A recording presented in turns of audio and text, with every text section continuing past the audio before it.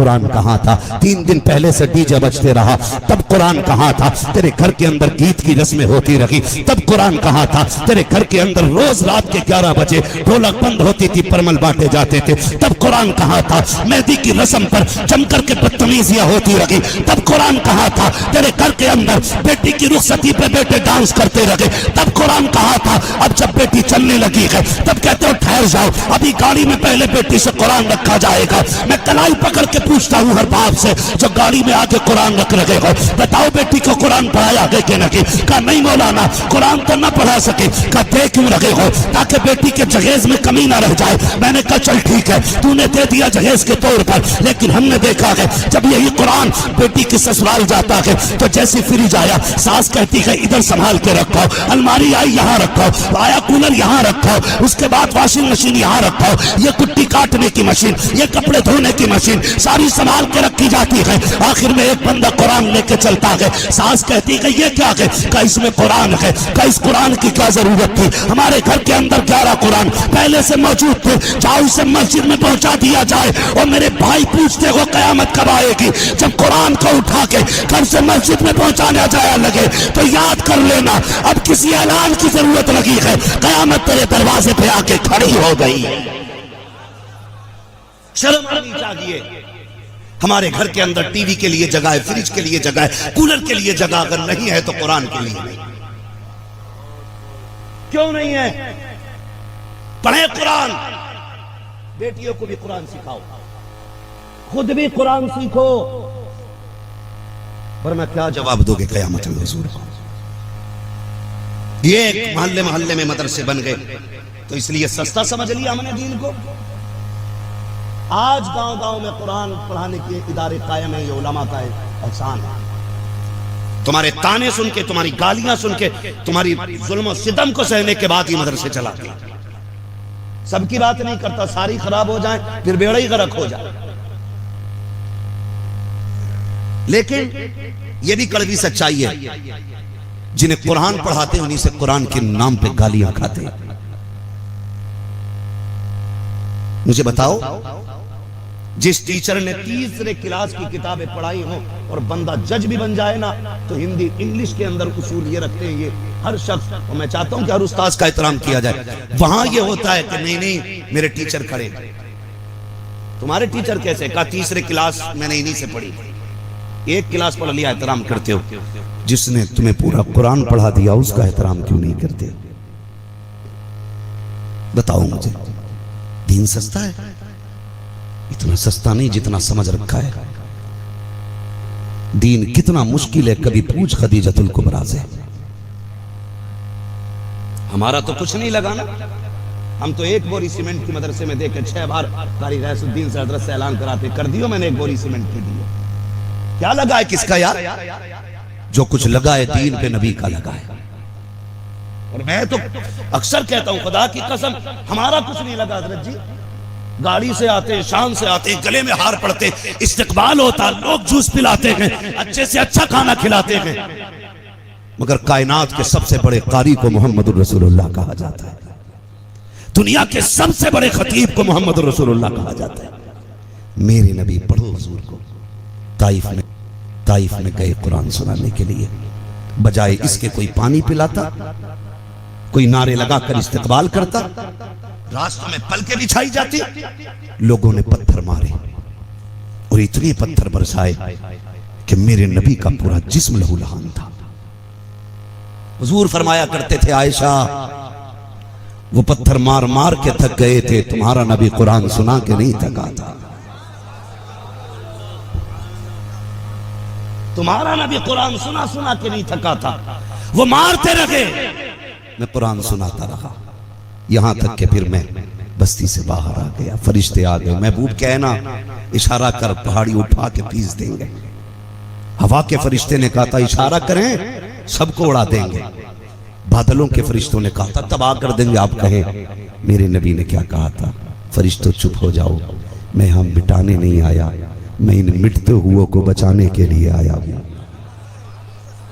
मैं इन मिटते हुओं को बचाने आया हूं, आप मिटाने की बात करते हो। खुदा की कसम सुने, दिल थाम के मेरी बात सुनिएगा। हुजूर जब लौटे ताइफ से, आज ना ये उलमा 8,000 की तनख्वाह, 6,000 की तनख्वाह इमामत के रखते, बच्चे छोड़ के नहीं रह सकते खाली आप। काम तो बड़ी बात है इतने पैसों में, बच्चे छोड़ के नहीं रह सकते आप, मगर ये सब कुछ छोड़ के तुम्हारे लिए जिंदगी कुर्बान करते। तुमने सिले में क्या दिया? हुजूर जब ताइफ की बस्ती से पलटे, सैयदा तय्यबा ताहिरा आबिदा जाहिदा तकिया नकिया जकिया हजरत सैयदा फातिमा ज़हरा रज़ी अल्लाह ताला अन्हा, छोटी सी उम्र शरीफ 5-6 बरस की, हुजूर के आने का इंतजार कर रही थी।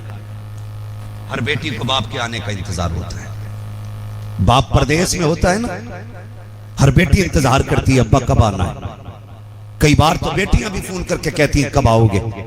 यार तुम परदेश में हो, बेटी फोन करके कहे कब आना है, तो जी करता है अल्लाह पर दे दे, उड़ के बेटी के पास पहुंच जाए। ये सबको अपनी औलाद प्यारी होती है, मालिक पर दे हम उड़ के चले जाएं। ये तेरी मेरी बेटी का प्यार है, तो फिर महबूबे कायनात की बेटी का प्यार कैसा होगा। उसी वक्त खदीजतुल कुबरा छोड़ के गई है। सैयदा बैठी है, सुने कुरान कितना मुश्किल है। बैठी है, जैसी आए सरकार इंतजार कर रही थी, सूरज छुपने लगा, हुजूर नहीं आए। सूरज छुपने लगा, हुजूर हुजूर बोले, हुजूर नहीं आए। सूरज छुपने लगा, हुजूर नहीं आए। देख रही थी परिंदे भी लौट आए हैं, शाम हो गई है, अभी तक बाबा नहीं आए हैं। इधर सूरज छुपा, उधर हुजूर उस मोड़ पे मुड़े जहां से हुजूर की चौखट साफ नजर आती थी। खातूने जन्नत सैयदा फातिमा ने बाप को देखा तो बेटी बेटी होती है, चेहरे पे खून था, कपड़ों पे खून था, दरवाजे पे बैठ के इंतजार कर रही थी। चेहरे पे लहू देखा, दौड़ लगा दी है।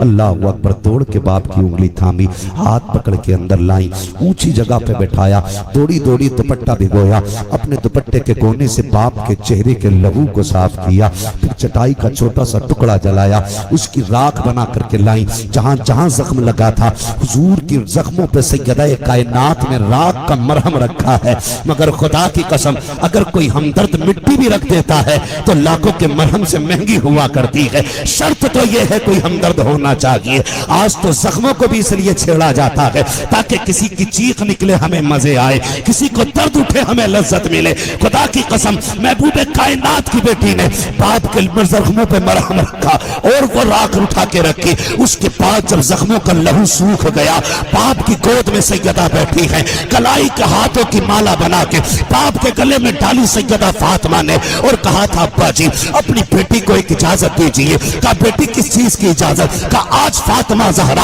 अपने रब से कुछ पूछना चाहती है। कहा बेटी क्या पूछोगी? कहा बस इतना पूछना है, ए मेरे परवरदिगार, अगर मेरा बाप सच्चा नबी है, अगर कुरान सच्चा है, अगर दीन तेरा सच्चा है, अगर तू सच्चा है, तो बता जब मेरा बाप कुरान पढ़ता है तो लोग पत्थर क्यों मारा करते हैं? जब तेरे दीन की तबलीग करता है तो लोग कांटे क्यों बिछाया करते हैं? जब ये कुरान पढ़ के सुनाता है तो इसके रास्ते में कांटे क्यों डाले जाते हैं? बाबा इजाजत दो, आज मुझे रब से पूछना है। जैसी बेटी ने ये अंदाज से कहा था, महबूब ने बेटी के लबों पे उंगली रख दी। कहा फातिमा शिकवा न कर देना, अपने रब से शिकायत न कर देना। कहा अब्बा किस लिए? चोट मेरे बाप को लगी है, दर्द मुझे हो रहा है, जख्म मेरे बाप को आए हैं, तकलीफ मुझे हो रही है, क्यों ना कहूं? तो मेरे नबी ने कहा था, ए फातिमा ये जो पत्थर मारने वाले हैं, ए बेटी इन्होंने दुनिया के बदले में, इन्होंने इन ताकत के बदले में दुनिया खरीदी है, मैंने जख्मों के बदले में आखिरत खरीद ली है। खातूने जन्नत ने कहा था अब्बा कहना क्या चाहते हैं? तब मेरे नबी ने कहा था, ए फातिमा आज कुछ न कहना, जब कयामत का दिन होगा, नफसी नफसी का आलम होगा, उम्मत पुलसराज से गुजरेगी, गुनाहगार कट के गिरेंगे, तब हम झोली फैला के कहेंगे, ए मेरे परवरदिगार, ताइफ में पत्थर खाए कुछ नहीं मांगा, उहद में जख्म आए कुछ नहीं मांगा, लोगों ने उजड़ी डाली कुछ नहीं मांगा, कांटे बिछाए गए कुछ नहीं मांगा, आज तेरे महबूब ने झोली फैलाई है। इन सारे जुल्मों का बदला अगर आज देना है तो मेरी उम्मत की जन्नत की शक्ल में अता फरमा दिया। ये दीन है। कोई आसानी से हम तक नहीं पहुंचा। खुदारा इस दीन का एहतराम करो, खुद भी कुरान पढ़ें और बच्चों को भी कुरान पढ़ाएं। अपने बच्चों को दीन सिखाओ, कुरान सिखाओ अपने बच्चों को। बड़ी मुश्किल से कुरान हम तक आए, बड़ी मुश्किल से। कितनी माओं के लालों का खून लगा है इसमें, कितने जवानों की जवानियां लगी है दीन की बुनियाद में, कितनी औरतों का सुहाग लगा है इसमें, कितनी माओं की गोदों के लाल गए हैं दीन के लिए। आज हमें कदर नहीं। हमें तो ऐसा मौलवी मिल जाए जो फ्री में जन्नत बांट के जाए। ऐसा मौलवी तुम्हें मिले तो मुझे भी बताना, इसलिए कि फ्री की जन्नत मुझे भी चाहिए। कभी आईने के आगे खड़े होकर देखा करो हमने क्या किया दीन के लिए। याद है कोई अमल जो कयामत में रब की बारगाह में पेश करे, हम तेरे दीन के लिए ये करके आए। एक काम कम से कम ऐसा कर जाओ, रब पूछे क्या किया। खातूने जन्नत ने बेटे दिए, महबूब ने सितम बर्दाश्त किए, तुम बताओ तुमने दीन के लिए क्या किया। कम से कम इतना ही कह देना, मालिक हम एक बेटे को कुरान का कारी बना के आए। इतना तो कर जाओ कम से कम, एक बेटा कुरान का कारी बना जाओ, एक बेटा दीन के लिए लगा जाओ।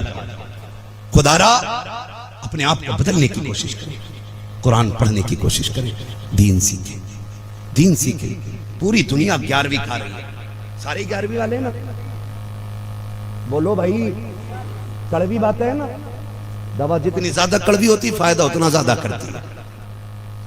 पट्टी करते टाइम ऐसा लगता है डॉक्टर हाथ छोड़े हम इसके थप्पड़ मार दें, मगर बाद में कहते हैं बड़ा अच्छा डॉक्टर था, 2 पट्टियों में ठीक कर गया। ज़हन में बात रखिएगा जो मैं कहना चाह रहा हूं। अल्लाह आपको सलामत रखे। बहुत कुर्बानियां लगी हैं दीन के लिए, बड़ी कुर्बानियां। अगर मैं पेश करूं एक एक कुर्बानी तो बड़ी बात है, बहुत देर वक्त लग जाएगी। सारे 11वीं खाते हैं। गौसे पाक को देखिए, गौसे पाक फरमाते हैं दरस्तुल इल्म हत्ता सिरतु कुतबा। अल्लाह, उन्होंने कमाल की तालीम हासिल की थी, लेकिन खुद फरमाते हैं मैंने दीन के लिए बड़े बड़े फाके भी बर्दाश्त किए थे। आज कर सकते हैं फाके, कर सकते हैं फाके। आज हम फाके करने तैयार नहीं दीन के लिए। फाके तो बड़ी बात है, हमारा बस चले तो हम लोगों की गले में से निकालिए। आदत डालिए, खर्च करना सीखिए। खदीजतुल कुबरा रज़ी अल्लाह ताला अन्हा जब हुजूर के निकाह में आई ना, आका करीम हुजरे में तशरीफ लाए। खात हजरत उम्मुल मोमिनीन खदीजतुल कुबरा ने कहा या रसूलल्लाह ठहर जाइए। आका भी ठहर जाइए। थोड़ी देर के बाद सरकार तशरीफ ले आए, हुजूर तशरीफ ले आए, आके बिस्तर पे बैठे। उम्मुल मोमिनीन खदीजतुल कुबरा कहती हैं या रसूल अल्लाह, इतनी देर ठहराने के लिए माजरत खां, मुझे कुछ काम था। कहा क्या? आपने कपड़ा हटाया, उसके नीचे से सिक्कों की गठरी निकाली जिसके अंदर 9000 सोने के सिक्के थे। कहा महबूब अभी ये छोटी सी कीमत कबूल फरमा ले, मेरी तरफ से आपकी बारगाह में ये तोहफा है। और सुबह होते होते महबूब ने सारा गरीबों में तकसीम कर डाला था, सारा ही कर डाला था। आज कोई मौलवी चंदा लेने आ जाए, कहते चंदा लेना, ऐसा घूम जाता है। ये हालात है हमारे। यार अगर किसी दरवाजे पे मौलवी आ जाया करे ना, तो मुंह ना मोड़ा करो, शुक्र अदा किया करो। कहा करो या रसूलुल्लाह एहसान आपका, आपने मेरी कमाई अपने कुरान के लिए पसंद की है। शुक्रिया अदा किया करो रब का, मालिक तेरा शुक्र है, तूने मेरी कमाई को कम से कम मदरसे के लायक तो बनाया। अक्सर होता क्या सरकार, मदरसे के मुतवल्ली से, मोहतमीम से, खजानची से वही हिसाब लेते हैं जो 10 रुपए नहीं देते। क्या हिसाब दो, पिछले साल कितनी तनख्वाह दी है, 10 रुपए देकर हिसाब लेगा। और जो देते वो हिसाब नहीं लेते, वो कहते हमने मौलवी को दिया ही कब, हमने जो भी दिया है मदीने वाले मुस्तफा को दिया है ना। तो वो लेते ही नहीं सरकारी हिसाब, और जो हिसाब वही लेता जो अपनी माँ की नथुनिया में से भी निकाल लेता। ऐसे चौगदों से 10 रुपए लेने की कोई जरूरत नहीं। वो संभाल के रखें, बुढ़ापे में उससे चुनिया टूकना है, आंखों में डालें, ताकि सही टाइम से सही टिपता रहे। रह गई मदरसों की बात, तो मदरसे कल भी मदीने वाले चलाते थे, आज भी मदीने वाले चला रहे। ये 3 फारिग हुए, इन तीनों में से एक भी इस गांव का है, पहचान लो। कई बाद में कोई ये ना कहना झूठ बोल के गया, पहचानो कोई है इस गांव का। बाहर के ही है ना तीनों बच्चे, तीनों बच्चे बाहर के हैं ना। अल्लाह भला करे इस गांव वालों का जो दूसरे के लाल को अपना लाल समझ के संभाल के रखते हैं। ये भी एक बात है। भरे समंदर सूखते नहीं, देने वाले कभी चूकते नहीं। अगर कमीनों की कमी नहीं है तो फिर शरीफों की भी कमी नहीं है। हाँ, ना देने वाले अपने शबाब पे हैं तो जनाब देने वाले भी अपने शबाब पे रहते हैं। कई बार ऐसा भी होता है। मैंने ये बात क्यों कही, देखो अल्लाह का शुक्र है अक्सर उलमा का ताल्लुक मदरसे से होगा, या तो कोई पढ़ता होगा या पढ़ाता होगा या मदरसा चलाता होगा। अक्सर इसी लाइन से जुड़े लोग हैं, हम जानते हैं। इनके खानों का इंतजाम कहां रहता है? महल्ले वालों की तरफ से मतबख है ना मदरसे में, बोले हैं मतबख कैंटीन मदरसे के अंदर है। इनके खाने का इंतजाम मदरसे के अंदर है। एक बात बताओ, जिस घर के अंदर 5 लोग रहते हैं, एक कमाने वाला होता है, तो लोग कहते हैं यार बड़ी हिम्मत है, अकेला 5 लोगों को पाल रहा है। बात सच्ची है ना? सर नहीं लाइए, बोलिए, देखिए ना, मैं खत्म कर लूंगा फिर बात। बेटे एक बात बताऊं तुम्हारी जबान में, अगर डिस्प्ले अच्छी हो ना तो माल चाइना का भी खूब बिकता है, और डिस्प्ले खराब हो तो नोकिया वाले भी रखे रहते हैं। तो अगर सामने बैठे हो ना, थोड़ा जिंदा होके बैठो। समझ रहे हैं ना मेरी बात? अगर समझ में आ रही है तो, वरना अगर थक गए तो आप पीछे जाइए, जो लोग खड़े उन्हें आगे जगह मिल जाएगी। हाँ, बहुत गौर से मेरी बात सुनिएगा। घर में 5 लोग हो, एक बंदा कमाने वाला हो, लोग क्या कहते हैं, यार बड़ा मेहनती है, अकेला घर चला रहा है। अगर कभी नमक खत्म हो जाए, बीवी कहे पैसे दो, कहता नहीं है कि हम कहां से लाएं, तो कहता कुछ तो रहम खा, अकेला कमाने वाला, हिसाब से खर्च कर। लेकिन कुर्बान जाओ इन मदरसे वालों को। अपना घर भले कैसे भी चलता हो, लेकिन हुजूर का घर बहुत संभाल के चलाया करते हैं। हुजूर का घर बहुत संभाल के चलाया करते हैं। मगर संभाल के क्यों चलता है जानते हो? आप एक मौलवी का नाम बताते हैं जिसने कभी अपनी बीवी के लिए आपसे 5 रुपए मांगे। एक मौलवी जिसने 100 रुपए आपसे बच्चों के कपड़ों के लिए मांगे, जिसने कहा वो बीवी के कान का कुंडल टूट गया है, एक टाका लगवाना 500 दे दो। ये बड़ी खुददार कौम है। ये तो इतनी खुददार कौम है, अगर इसकी दावत कराओ एक बार और दोबारा बुलाने ना जाओ तो खाने नहीं आती है। भले ही नाई एक बार कहीं कह दे तो परिवार चला। कोट 13,000 का होगा, बेगैरत इतना बड़ा होगा, दावत एक की है तो 4 चले आते। कोट 13,000 का पहन रखा है, मगर है बेगैरत, क्योंकि एक की दावत पे 4 चले आ रहे हैं। ये मदरसे वाले खुददार होते, एक बार दावत करके आओ, नहीं आते जब तक इज्जत से बुलाओगे नहीं। इसलिए ये फाके तो कर सकते हैं, लेकिन हुजूर के दीन का सौदा नहीं कर सकते। ये खुददार कौम है हमारी, ये किसी से 5 रुपए नहीं मांग सकती। बीवी को फटे कपड़े पहनाएंगे, लेकिन आपके आगे हाथ नहीं फैलाएंगे। बच्चे को भले ही 1 रुपए वाली पैरासीटामोल पीस के पिला दे, लेकिन आपसे दवा का पैसा नहीं मांगेंगे। लेकिन खुदा की कसम दाढ़ियां सफेद हो गई हैं, ये उम्र आ गई है, देखो इन बुजुर्गों को। लेकिन जब कभी दरवाजे पे नजर आए, हाथ में कागज का टुकड़ा है, कैसे आए? मदरसे का काम था इसलिए चले आए। पता यार क्या देना है? लोग कहते हैं आज नहीं कल आना है। ये किसी को गाली नहीं देते, आगे बढ़ जाते हैं। फिर दूसरे दरवाजे पे कैसे आना हुआ? मतबख के इंतजाम के लिए निकले थे, आज नहीं कल आना, और तुम ऐसे धक्के दे के आगे बढ़ाते हो। खुदा की कसम ये कितनी गैरतदार कौम थी। बच्चों को फाके से पालते रखे, लेकिन कुछ नहीं मांगा। जब मदरसे के लिए निकले, किसी ने गालियां दी है, किसी ने धक्के दिए हैं, किसी ने ताने दिए हैं। कोई कहता पेट पालने का तरीका है, कोई कहता कुछ और नहीं मिला तो चंदे पे उतर आए। और तुम्हें खुदा का वास्ता इनके बारे में ऐसे ना बोला करो। ये जो चुप होके चले जाते हैं बेगैरत नहीं है, इनकी गैरत मरी नहीं है, बल्कि इसलिए चुप होके जाते हैं इन्हें बदला तुमसे नहीं चाहिए, इन्हें कयामत के लिए बदला अपने खुदा से चाहिए। इन्होंने ये सितम कयामत के लिए उठा के रखे, इसलिए सितम सहते रखे। बदला तुम ना दो, कयामत में अपने रब से ले रहे, अपने अपने अपने आप क्यों नहीं बोल रहे? अपने रब से लेना है। इसलिए इन्होंने किसी के ताने की परवाह नहीं की। लेकिन हमने क्या इनाम दिया इन्हें? कहते हैं जी कल आना, आज टाइम नहीं है। इतना इतना बेगैरत पड़ा है अमीर। लेकिन सुन मेरे प्यारे, जब कुरान वाले को अपने घर लेके आए तो फेंकने वाला गिलास ना लाना, वो गिलास घर से निकाल जिसे बहुत संभाल के रखता है, वो प्लेट घर से निकाल जिसे संभाल के तूने रखा है। हाथ में चम्मच ना दे।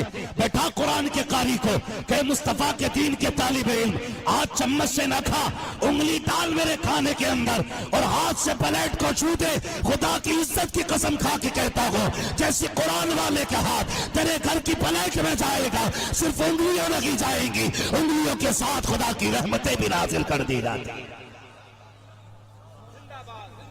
लेकिन हमने एहतराम करना छोड़ दिया अपने मदरसे वालों का, हमने कुरान वालों का एहतराम खत्म कर दिया। ज़ैनुल आबिदीन भाई, ये हकीकत बात है। हजरत जी तवज्जो है, सरकार तवज्जो फरमाइए। आज सबको अपना काम अच्छा लगता है। मैं सोचता हूं दीन की सारी ठेकेदारी मुकर्रिरों के पास है। मुदर्रिस सोचते हैं सबसे बड़े ठेकेदार दीन के मुदर्रिसीन हैं, और जिनके हाथ में कलम है वो सोचते बस हम ही हम हैं। अपने सामने कोई किसी को कुछ समझने तैयार नहीं। बस इतना मशवरा है, अपने आप को कुछ ना समझो, मिटा दे अपनी हस्ती को अगर कुछ मर्तबा चाहे, कि दाना खाक में मिलकर गुले गुलजार होता है। जब तक ये मैं नहीं जाएगी ना अंदर से मैं, उस वक्त तक कुछ नहीं मिलने वाला। इस मैं को खत्म करना पड़ेगा। मेरा जी चाहता है कुरान पढ़ने वालों की जूतियां सर पे रखूं, इसलिए कि जब ये चलते हैं तो इनके कदमों में फरिश्ते पर बिछाते हैं। मगर मेरी कौम तुम्हारा क्या करना है? भाई ज़ैनुल आबिदीन पढ़ेंगे, आप नारे लगाओगे, मुझे एतराज नहीं। मैं चाहता हूं ये कौम इश्क रसूल में पले बढ़े, लेकिन इश्क रसूल का तकाजा नातों के साथ ये भी है कि नारे के साथ साथ हमें कुरान पढ़ना भी आना चाहिए। ये अलमिया नहीं हमारा 6 उम्रें करने जा रहा है साल भर में, आके कह रहा अल्लाह का शुक्र है 6 उम्रें करके गया था, क्या कि अच्छा होता 6 उम्रें ना करता, वो उम्रे का वक्त कुरान की तालीम में दे देता, कुरान सही पढ़ता, गुंबद खजरा के आगे खड़ा होता, कभी यासीन पढ़ के सुनाता, कभी रहमान पढ़ के सुनाता। आका कहते थे मुबारक हो, पलट के बाद में जाएगा, जन्नत का परवाना पहले लेके चला जाए। ये रौनक है हमारी कौम को, कुरान नहीं आता। मदरसे गांव गांव है, मोहल्ले मोहल्ले में मदरसा बनाए, लेकिन कितनों को कुरान आता है? क्या इसके जिम्मेदार हम हैं या हमारे माँ बाप? गौर करें सारे लोग। मैं आईना आपको दिखाऊंगा दाग चेहरे के, जिसे खराब लगे सामने से हट जाए। मैं यहां जन्नत बांटने नहीं आया भाई। हर मोहल्ले में मदरसा है, लेकिन कुरान कितनों को आता है? और तकलीफ तो सरकार तब होती है जब बिल्कुल जाहिल कुबड किसी आलिम पे उंगली उठाता है। काश ये 4 दिन के लिए मदरसे गया होता, इसे ये अदब सिखा दिया जाता अपनों से बड़ों की बारगाह में कैसे बैठा जाता है। हाँ, खुदारा दीन की तरफ रगबत करे, तालीम हासिल करे। क्यों हम कुरान नहीं पढ़ते यार? जिम्मेदार कौन, हम या माँ बाप? हम खुद जिम्मेदार नहीं, बचपन में हमारे माँ बाप इसके जिम्मेदार हैं, और इसका हिसाब माँ बाप को कयामत में अल्लाह के आगे देना पड़ेगा। देना पड़ेगा, क्यों नहीं पढ़ाया था। कितनी बड़ी गलती करते हैं हम। बच्चे को कहते हैं मौलाना जरा आधा घंटा पढ़ा दीजिए, 35 मिनट हो जाए घर से फोन आता है, हाफिज जी अभी बेटा नहीं आया। कहा क्या हुआ, कहा 5 मिनट ट्यूशन को लेट हो गया है। अल्लाह अकबर, हमने बच्चे को आधा घंटा कुरान के लिए दिया और 16 घंटे हमने कुत्ता बिल्ली बच्चे को पढ़ाया। मैं तालीम का मुखालिफ नहीं हूँ, मैं तो ये चाहता हूँ मेरी कौम में IAS भी होने चाहिए, IPS भी होने चाहिए, MBBS भी होने चाहिए, लेकिन ये सब कुछ बात में है मुस्तफा के गुलाम पहले हो। अगर तुम्हें कुरान नहीं आता तो क्या आता है, अगर तुम्हें कुरान की 10 सूरतें याद नहीं है तो फिर क्या याद है। हमें क्रिकेट खिलाड़ी की पूरी टीम के खिलाड़ी याद होते हैं, हमें कितनी फिल्मों के गाने याद हैं, हमें कितने एक्टरों के उनके अपने उनके दौर की हिस्ट्री याद है। अगर याद नहीं है तो कुरान याद नहीं है, अगर याद नहीं है तो सुन्नत मुस्तफा याद नहीं है। मेरी कौम के जवान बता तो सकी, जरा दिल से मेरी बात सुनना। मैं गाली देने नहीं आया, मैं तकलीफ देने नहीं आया। अगर कब्र में मुस्तफा आ गए और तुझसे पूछा तूने कुरान पढ़ा था कि नहीं पढ़ा था, कौन से मुंह से जवाब दोगे आका को, क्या बताओगे अपने नबी को। यही वो किताब थी जो महबूब के सीने पे उतारी गई, ये वो किताब थी जो मुस्तफा को तोहफे के तौर पे पेश की गई। और सिर्फ वो किताब नहीं, इसी के बारे में कहा गया था हमने इस कुरान को नाजिल किया है, हम इसकी हिफाजत करेंगे और तुम उसे खोल के ना देख सके।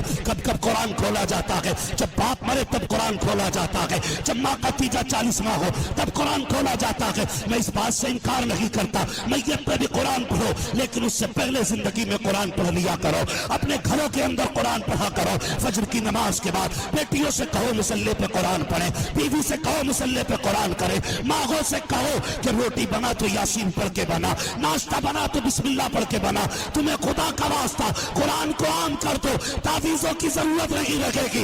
इधर कुरान पढ़ा जाएगा, उधर रब का करम आना शुरू हो जाएगा। कितने घरों में कुरान पढ़ा जाता है। हमारे घर की 90 साल की बुढ़िया, सरकार 90 साल की बुढ़िया, जिसके पैर सीधे नहीं पड़ते, पता चल जाए सीरियल आ रहा तो गिरती पड़ती उठती मरती पहुंचेगी बात। और 3 मिनट का सीरियल निकल जा, थप्पड़ मार के कहती चश्मा किधर है, मुंह साफ नहीं दिख रहे। इसी अम्मा से कोई पूछे कुरान क्यों नहीं पढ़ती, कहती है दिखता नहीं। कुरान पढ़ते टाइम फूट जाती है तेरी, और सीरियल के टाइम आके खोल खोल के चश्मा लगा के बैठती है। शर्म कर, पैर लटक गए कब्र में।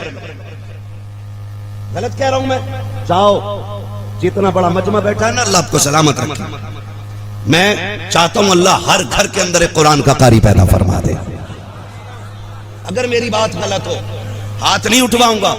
खुद दिल पे हाथ रख के अपने आप से सवाल करो, 1 साल से कितने लोगों ने कुरान नहीं खोला। हाथ नहीं उठवाऊंगा मैं, क्योंकि झूठे सच्चे सारे हाथ उठ जाते हैं सही साहब के। हाथ नहीं उठवाऊंगा, लेकिन मैं कहना चाहता हूं खुद अपने आप से सवाल करो। साल हो गया कुरान खोला, कितने ऐसे जिन्होंने 6 महीने से कुरान नहीं खोला होगा, कितने ऐसे 3 महीने से कुरान नहीं खोला होगा। जाओ अपने कमरे में अंदर दाखिल होना ना, ससुराल के दिए हुए सारे सामान पे नजर डालना, हर चीज साफ नजर आएगी, लेकिन गर्द अगर कहीं होगी तो वो कुरान के जुज़दान पे नजर आएगी। जाओ देखना जाकर के, गलत नहीं कह रहा।